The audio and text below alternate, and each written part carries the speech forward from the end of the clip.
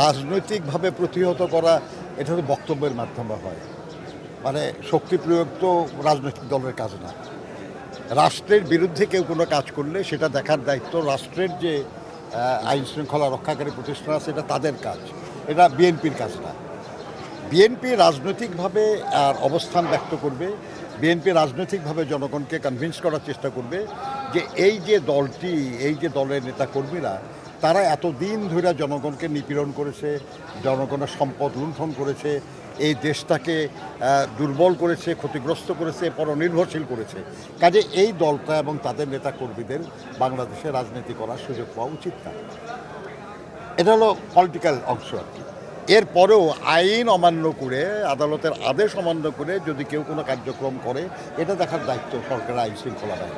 প্রশাসনিক আদেশে রাজনৈতিক দল নিষিদ্ধের কথা ছিল, যে আইন করা হয়েছে সেটা কিন্তু প্রশাসনিক আদেশে হবে না, সেটা আইনের আওতায় হবে, আদালতের নির্দেশ অনুযায়ী হবে। আর বিএনপি যদি যে পতিত সরকারের মতো যদি আচরণ করে, জনগণের স্বার্থের বিপক্ষে যায়, দেশের স্বার্থের বিপক্ষে যায়, তাহলে আইনে বিএনপির বিরুদ্ধে সেরকম হতে পারবে। কিন্তু আমরা বিশ্বাস করি যে বিএনপি কখনো দেশ বা দেশের জনগণের স্বার্থ বিরুদ্ধে কিছু করে নাই, ভবিষ্যতেও করবে না। কাজেই এই আইন নিয়ে বিএনপির দুশ্চিন্তাগ্রস্ত হওয়ার কিছু নেই।